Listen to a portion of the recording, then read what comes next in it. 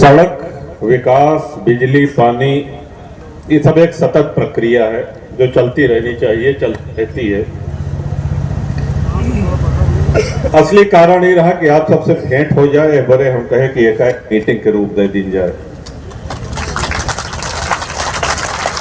आपके आशीर्वाद पाए जाए कि हम सब तो वोल्टेज तय और बढ़ जाए। तो सच्चाई तो ये है कि हम सब आए ही आप किसने आपके आशीर्वाद लेके बरे और अपन वोल्टेज बढ़ाओ।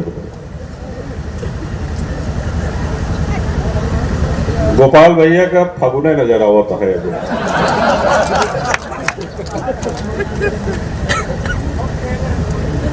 चैत आ गया महाराज, होली फागुन में जलत चैत में खेल ही जाते, ये है ना।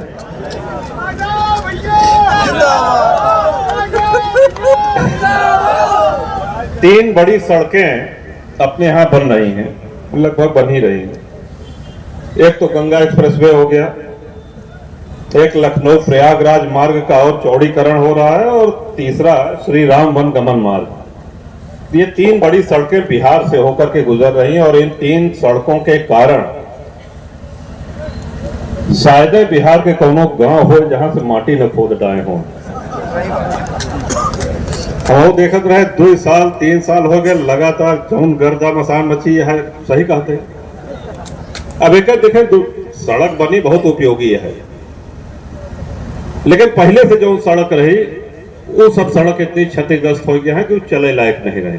ये विषय में मुख्यमंत्री जी से अलग से समय लेके हम बात करें। हमको सड़कों के विषय में बात करना है आपसे, क्या बताइए, जो कहिए हम कर दें, स्वीकृत कर दें। हमको नहीं, हमारे क्षेत्र में ज्यादा दयनीय स्थिति है, वहां 3 बहुत बड़ी सड़कें बन रही है, जिसके कारण 16 चक्का, 18 चक्का, 20 चक्का, पता नहीं कितने चक्का होते हैं ट्रक में, वो सारे ट्रक आवागमन के कारण जो रही थे। तो कहने उन्होंने आश्वासन दिया कि जो भी सड़कें क्षतिग्रस्त हुई हैं उनको शीघ्र अतिशीघ्र बनवाया जाएगा। और दूसरा, जो जल जीवन मिशन के कारण सड़कें चौपट हुई, जो पाइप डालने के कारण गांव की सड़कें क्षतिग्रस्त हुई हैं, उनका बहुत जल्दी निर्माण कराने की आवश्यकता है। उसमें भी हम लोग लगे हुए हैं, प्रयासरत हैं, और ये उसी की एक कड़ी है, उसी का एक अंग है। सब लोगों ने कहा कि साहब, विधायक जी ने, आदरणीय डॉक्टर साहब ने, कि जनप्रतिनिधि को पहले ढूंढना पड़ता था। ये बात सही है। जनप्रतिनिधि का ये दायित्व होता है, जनता का प्रतिनिधित्व आप तभी कर सकते हैं जब जनता के बीच में रहे, जनता के संपर्क में रहे। जनप्रतिनिधि का सिर्फ इतनी ही जिम्मेदारी नहीं होती कि सड़क बनवा दें, बिजली लगवा दें और कहें कि बस ठीक है। नहीं, आपके कार्यकर्ताओं को, आपके क्षेत्रवासियों को, आपके समर्थकों को कभी भी किसी भी समय कोई भी अनहोनी हो सकती है, कोई भी समस्या आ सकती है, और एक जनप्रतिनिधि होने के कारण उस समस्या का निदान करना, उसका निराकरण करना, उस समस्या का समाधान करना, ये एक हर जनप्रतिनिधि की ये कर्तव्य होता है। उस कर्तव्य को कितना पूरा कर पाए हैं ये हमसे बेहतर आप बता पाएंगे, लेकिन हमारा प्रयास सदैव रहता है। अक्सर पार्टियां चुनाव के समय घोषणा करती हैं, जनप्रतिनिधि आपके द्वार। कहनाज का करे क्या, कहनाज पार्टी के सब विधायक जाकर के गांव में प्रवास करेंगे, गांव में रुकेंगे, लेकिन आप जब जहां कहते हैं जनप्रतिनिधि आपके दरवाजे पे, आपने अगर कहा कि साहब हमारा ये खेत का झगड़ा है, या नाली की समस्या है, या खड़ंजा की समस्या है, तो प्रमुख के रूप में चाहे रामचंद्र सरोज हो, चाहे पप्पू यादव हो, चाहे प्रफुल्ल कुमार सिंह हो, चाहे विनोद हो, या गोपाल जी हो, चाहे डॉक्टर ओझा हो, कोई न कोई जनप्रतिनिधि आपके दरवाजे पर आपकी समस्या का समाधान करने, उसका निराकरण करने के लिए अवश्य पहुंचेगा। चेयरमैन डेरवा भी आए हुए हैं, कुंवर बहादुर पटेल देखे हुए हैं, कात रहमा शायद सूची में नाम नहीं लिखे हैं, ये हमारी गलती न आया। तो आपका भी अभिवादन। एक जनप्रतिनिधि के रूप में अगर व्यक्ति काम करना चाहे तो दिन के 24 घंटे उसको कम पड़ते हैं, और यही सिद्धांत है, यही हमने अपने सभी शुभचिंतकों को, अपने दल के लोगों को यही बताया है कि कर्मठता से, ईमानदारी से, मेहनत से, बिना किसी भेदभाव के क्षेत्र की और जनता की सेवा में दिन रात उपलब्ध रहें, यही सबसे बड़ा प्रमाण पत्र है। चुनाव तो पहले भी होते रहे, जब से देश आजाद हुआ तब से चुनाव होते रहे, तब से सांसद विधायक होते रहे, लेकिन जिस जनप्रतिनिधि को जनता का सच्चा आशीर्वाद मिले उसी का जीवन धन्य है। अभी कुछ ही दिन पूर्व धरती का सबसे बड़ा महापर्व महाकुंभ संपन्न हुआ। जिन लोगों ने कुंभ का नाम नहीं सुना था विदेशों में, वो दुनिया अचंभित है कि इतना बड़ा आयोजन, विश्व की सबसे बड़ी भीड़ एक स्थान पर। और चमत्कार देखिए, किसको कहां जाना है किसी को पता नहीं है, कहां से चले आ रहे हैं लोग। आस्था ऐसी चीज है, धर्म में निष्ठा ऐसी चीज है। बुजुर्ग, बच्चे, महिलाएं सर पे बोरे रख के, गठरी रख के चली आ रही, कहां सोएंगे, कहां भोजन मिलेगा, किसी को कोई ठिकाना नहीं है। लेकिन चमत्कार ये देखिए, ईश्वर का चमत्कार, गंगा मां का आशीर्वाद ये देखिए कि पूरे कुंभ में एक भी व्यक्ति भूखा नहीं सोता। हमारे धर्माचार्यों ने, हमारे संतों ने, महात्माओं ने, हमारे आश्रमों ने इतने अन्न क्षेत्र, इतना भंडारा चलाया। अद्भुत उदाहरण है। आज विश्व चकित होकर के देख रहा है कि इतना बड़ा मैनेजमेंट भीड़ का ये कैसे संभव। लेकिन आस्था एक ऐसी चीज है। और जानते हैं, जिस विषय को गोपाल जी ने उठाया, डॉक्टर ओझा ने उठाया, बड़ा अच्छा विषय था। इस पूरे कुंभ की भीड़ में जो लोग आ रहे थे, एक साथ एक घाट पे नहा रहे थे, एक साथ एक भंडारे में प्रसाद पा रहे थे, थके तो थक करके एक साथ बैठ गए, लेटे तो एक साथ सो गए अगल बगल। कहीं आपको कोई जातीय भेदभाव लगा? कहीं ये कुछ देखने को मिला? ये तो स्वार्थ सिद्धि के लिए और हिंदू समाज को कमजोर करने के लिए जातिवाद का जहर बोया जाता है। कोई भी चीज हो, किसी भी चीज को अगर आप बांटेंगे तो वो कमजोर हो।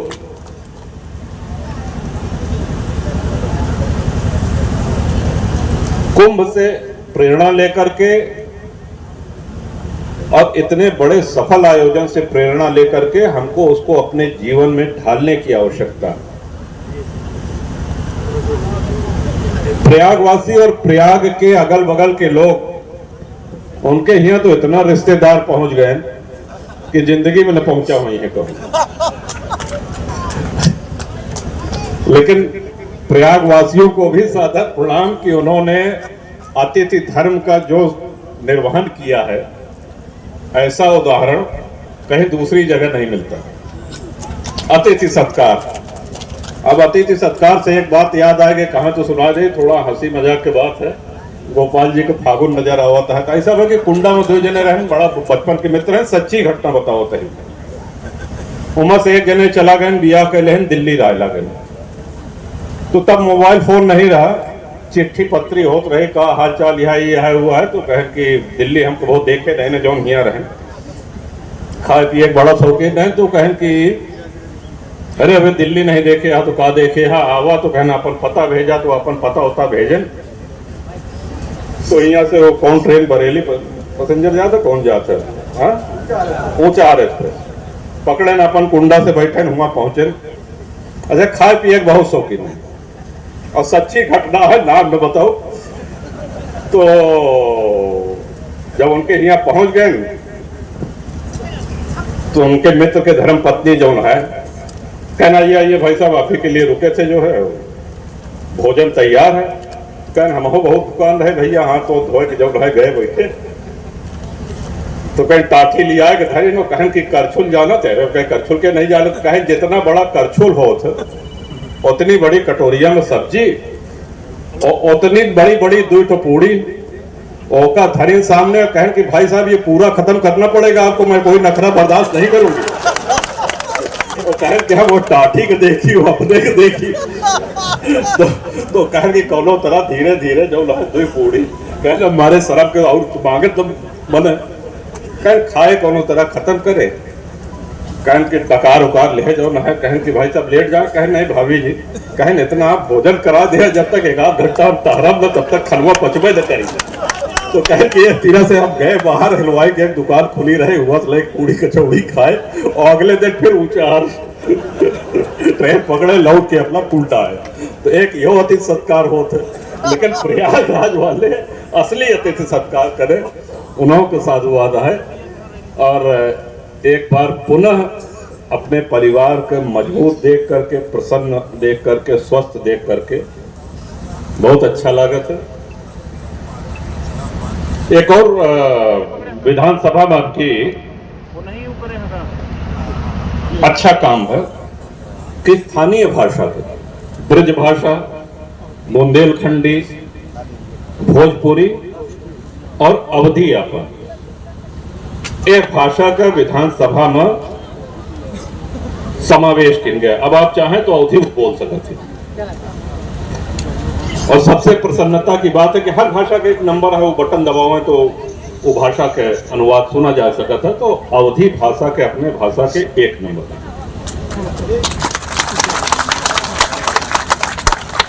और अपने भाषा अवधी भाषा के बहुत प्राचीन इतिहासों है। यह हम कहे थे सतयुग, त्रेता, द्वापर और कलयुग, तुलसी बाबा यही में श्री रामचरितमानस की रचना करे हैं। हमरे जैसे अज्ञानी मनई जो संस्कृत पढ़े नहीं जानते न, उनका तक के भगवान राम के महिमा के जाने के अवसर मिला। तो अवधी भाषा अक्सर हम यह बात के कहते हैं, एक विद्वान कह रहे हैं कि अपने बच्चों से या तो आप अपनी भाषा में बात करिए और नहीं तो आपकी भाषा का अगले आने वाले 20 वर्षों में समापन हो जाएगा। हम लोग कभी नहीं चाहेंगे कि अपनी ये अवधी भाषा ये लुप्त हो। इसलिए सबसे पहले तो हम सब लोगों को अपने घर से ही शुरुआत करनी है। चारों बदेलन से अपने हम अवधी में बतियाई थे, तो एक इन नई शुरुआत करी है, ऐसा हमारा अनुरोध है। अच्छा, शिलान्यास के क्रम में सड़क जौन स्वीकृत भय है और जौन प्रस्तावित है, बहुत ज्यादा लंबा एक पर्चे हम अपने पत्रकार साथी के एक व्हाट्सएप कॉपी आप लोग को भिजवा देवे। तो एक साथे साथे एक बार पुनः इस सभा स्थल पे आए हुए सभी सम्मानित वरिष्ठ जन, आप सबको हमारे सादर प्रणाम। सभी जनसत्ता दल के पदाधिकारी और जितने लोगों ने रास्ते में स्वागत किया है, मोटरसाइकिलों से काफिला बना करके उत्साह पूर्वक नारा लगाते हुए, ऐसा जनात रहा जैसे चुनाव आगे हो। उन सब बच्चन के ढेर सारा आशीर्वाद, बहुत बहुत धन्यवाद। जय सिया राम।